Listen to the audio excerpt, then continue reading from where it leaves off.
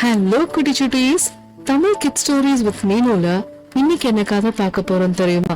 Magical forest with haunted house, அதாவது பேய் வீடு பக்கத்திலே மந்திரக்காடு. ஓகே குட்டீஸ், வாங்க கதைக்குள்ள போலாம். ஒரு அழகான ஃபேமிலி இருந்துச்சாம். ஒரு அப்பா, 2 பொண்ணுங்க ரொம்ப சந்தோஷமா இருந்தாங்களாம். எக்ஸாம்ஸ் எல்லாம் முடிஞ்சோன்னு சம்மர் லீவும் ஆரம்பிச்சிருச்சு. சரி, நம்ம ஊருக்கு போய் அங்க ஜாலியா இருக்கலாம்னு சொல்லிட்டு ஒரு கிராமத்துக்கு கிளம்பி போனாங்களாம். அங்க அவங்க எப்போதுமே விவசாயம் செஞ்சு அதுல வர ஃப்ரெஷ்ஷான காய்கறியை சமைச்சு சாப்பிட்டுட்டு ஜாலியா இருப்பாங்களாம். அந்த ஊரை என்ஜாய் பண்றதுக்கு மட்டும்தான் அவங்க அங்கேயே போனாங்களாம். சரின்னு அப்பா பொண்ணுக்கு உதவுறது என்ன, பொண்ணுங்க அப்பாவுக்கு உதவுறது என்னன்னு ரொம்ப சந்தோஷமா இருந்துச்சு அவங்க ஃபேமிலி. அந்த இடத்துல எல்லாம் அவங்க விவசாயம் பண்ணி அவங்களே ஃப்ளவர் கார்டன் அந்த மாதிரி எல்லாமே வச்சிருந்தாங்களாம். ஈவினிங் ஆனா அந்த கார்டனோட போய் அப்பாவோட டைம் ஸ்பெண்ட் பண்ணுவாங்களாம். இப்படியே போயிட்டு இருந்துச்சாம். நைட் ஆனா மட்டும் அவங்க தங்கியிருக்க வீடு ரொம்ப அமானுஷ்யமான சவுண்டு, அப்புறம் ரொம்ப கத்துற மாதிரி, ரொம்ப டிஃப்ரெண்டா, ரொம்ப வியர்டா இருக்குமா அவங்க வீடு. உடனே இவங்களுக்கு எதனால எப்படி ஆச்சு, ஏன் இப்படி ஆகுதுன்னே புரியலையா. அப்புறம் நைட் அவங்க பார்த்தா அவங்க கிச்சன் எல்லா இடத்துலயும் ஃபுல்லா பிளாக் கலர் டஸ்ட் மாதிரி இருக்குமா.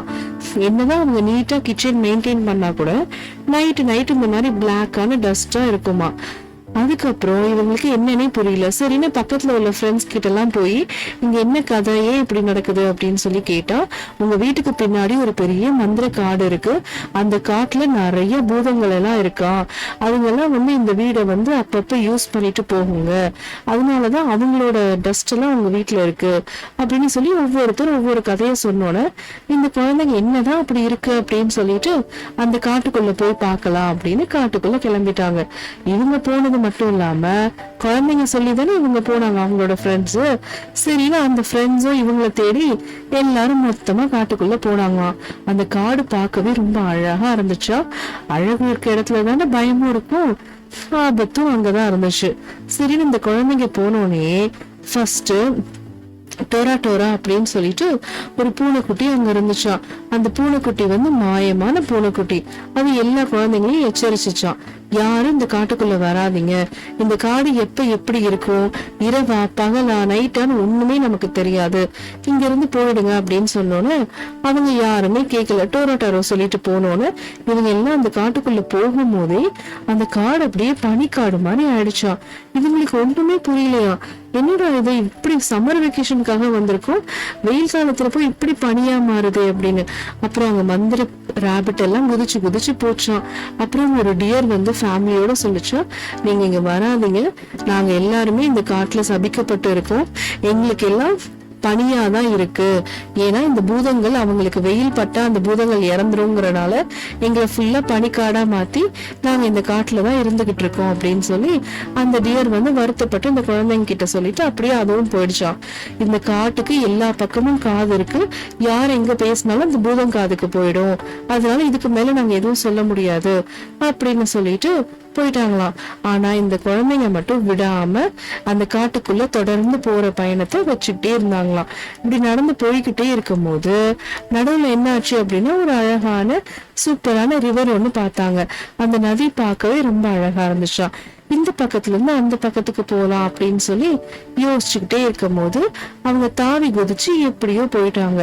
எதுக்குமே அந்த குழந்தைங்க பயப்படவே இல்லை. ஏன்னா இந்த வீட்டை அவங்க அசிங்கமா பேசிட்டாங்க இல்லையா, இது ஒரு ஹாண்டட் ஹவுஸ்ன்னு சொல்லிட்டு, அந்த மாதிரிலாம் எதுவும் கிடையாதுன்னு இந்த குழந்தைங்க ப்ரூவ் பண்ணணுங்கிறதுக்காக தைரியமா அந்த காட்டுக்குள்ள போயிட்டே இருந்தாங்களாம். அப்புறம் வினோதமான ஒரு மிருகம் பார்த்தாங்களாம். அது மான்குட்டியானும் தெரியல, நரியானும் தெரியல. ஆனா அவங்க எச்சரிச்சாங்களாம், நீங்க போகாதீங்க அப்படின்னு. இந்த குழந்தைங்க அதையும் கேட்காம தாண்டி போனாங்களாம். நிறைய கல்கள்லாம் இருந்துச்சா, அதுல ஏதோ வரைஞ்சு இருந்துச்சா, எதுவுமே புரியலையா. அதையும் தாண்டி இந்த குழந்தைங்க ஒரு மரத்துக்கடியில உட்கார்ந்து என்னதான் பண்ணலாம், இந்த காடு பார்க்க நல்லாதான் இருக்கு, ஆனா இவ்வளவு பேர் நம்மளை எச்சரிக்கிறாங்களே, அப்படி என்ன இந்த காட்டுல பயங்கரமா இருக்கும் அப்படின்னு சொல்லி யோசிச்சுக்கிட்டே பேசிட்டு இருந்தாங்களாம். சரி வாங்க போய் தான் பார்ப்போம் அப்படின்னு சொல்லிட்டு இன்னொரு உலகத்துக்கு போனாங்களாம். அங்க பார்த்தா எல்லாம் கிரீனா ஒரு கிரீன் லைட் மாதிரி இருந்துச்சான். அந்த லைட்டை ஃபாலோ பண்ணியே அந்த குழந்தைங்க போச்சான். அந்த லைட்டுக்கு தாண்டி தான் ஒரு கேட் மாதிரி இருக்கும்.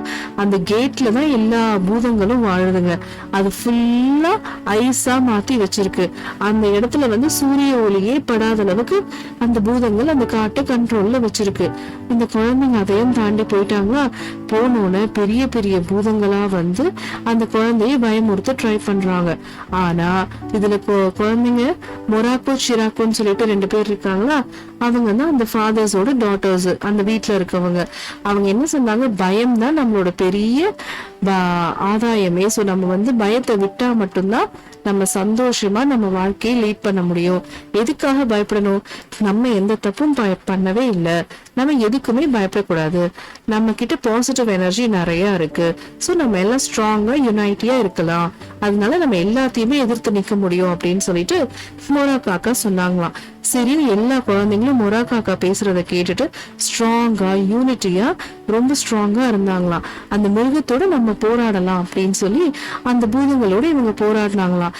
முதல்ல வரும்போதே அந்த டியர் என்ன சொல்லுச்சு, இந்த மிருகங்களுக்கு லைட்னாலே பிடிக்காது, அதனாலதான் சன்னையே வரவிடாம ஐஸ் கட்டியா ஆக்கி வச்சிருக்காங்க காட்டை அப்படின்னு. உடனே இவங்க பேக்ல இருந்து எடுத்து மேட் ஸ்டிக்ஸ் எல்லாம் கொளுத்தி அதுல வெளிச்சம் வந்து அந்த மிருகங்கள்லாம் ரொம்ப பயந்துருச்சான். ஒரு குட்டி மேட் ஸ்டிக்கு அவ்வளவு பயந்துருச்சான். அப்புறம் அவங்க எல்லாம் வந்து என்ன ஆயிடுச்சு, இன்னும் பெரிய உருவமா எடுத்து இந்த குழந்தைங்களை பயப்படுத்த ஆரம்பிச்சாங்களாம். ஆனா இவங்க எல்லாரும் கேண்டில் எடுத்துட்டு போயிருந்தாங்கன்னா அந்த கேண்டில ஃபுல்லா லைட் பண்ணிட்டு காட் கிட்ட ப்ரே பண்ண ஆரம்பிச்சிட்டாங்க. நாங்க எந்த தப்புமே பண்ணல, இந்த மாதிரி காட் வந்து எங்களை மாதிரி நிறைய மிருகங்களும் இந்த காட்டுல கஷ்டப்பட்டுட்டு இருக்காங்க, எங்களை மட்டும் இல்ல நீங்க இங்க இருக்க நிறைய உயிரினத்தை காப்பாத்தணும்னு இந்த குழந்தைங்க எல்லாம் காட் கிட்ட ப்ரே பண்ணாங்களாம். அப்போ ஹெவன்ல இருந்து நிறைய ஃபேரிஸ் அப்புறம் நிறைய ஏஞ்சல்ஸ் எல்லாரும் வந்து இந்த காடை வந்து காப்பாத்தி அந்த குழந்தைங்களுக்கு கொடுத்தாங்களாம். அதுல இருந்து அந்த காடு சூரிய ஒளி பட்டு ரொம்ப அழகாவும் ரொம்ப ஷைனிங்காவும் அங்க இருந்த பூதங்கள் எல்லாம் போய் ஐஸ் பாறை ஐஸ் கட்டி எல்லாம் உடைஞ்சு அந்த காடே ரொம்ப பியூரா மாறிடுச்சான். அதுல இருந்து அவங்க வீடு வந்து நைட்டு பாக்குறதுக்கு க்ளோயிங்கா அழகா இருந்துச்சே தவிர ஹாண்டட் ஹவுஸ் மாதிரி இல்ல. இந்த குழந்தைங்க எல்லாம் எவ்வளவு பிரேவா இருந்திருக்காங்க பாத்தீங்களா? அந்த குழந்தைங்களோட வீடு அவ்வளவு அழகா மாறணும்னு ஊருக்கே ஒரு விடிவு காலம் பிறந்த மாதிரி ஊர் மக்கள் எல்லாம் சேர்ந்து ஒரு கொண்டாட்டமா திருவிழா எடுத்து கொண்டாட ஆரம்பிச்சுட்டாங்க. ஆஹா, இனிமேல் நம்ம யாரும் எதுக்காகவும் பயப்பட தேவையில்ல அப்படின்னு சொல்லிட்டு ரொம்ப சந்தோஷமா என்ஜாய் பண்ணாங்க. ஓகே குட்டி சுட்டீஸ், இது வந்து உங்களுக்கு என்ன புரியுது? நம்மளும் ஸ்ட்ராங்கா யூனிட்டியா பவரோடு இருந்தோம் அப்படின்னா எதுக்கும் நம்மளும் பயப்பட தேவையில்ல. பயம் தான் நம்மளோட பெரிய நெகட்டிவ் மார்க்ஸ், புரியுதா? சோ நம்ம எதுக்குமே பயப்படக்கூடாது, எதுவா இருந்தாலும் துணிஞ்சு போராடணும். ஓகே குட்டி சுட்டீஸ், மீனு குட்டியோட குட்டி கதைகள் இன்னைக்கு அவ்வளவுதான். நான் உங்களை அடுத்த கதையில சந்திக்கிறேன். Bye bye.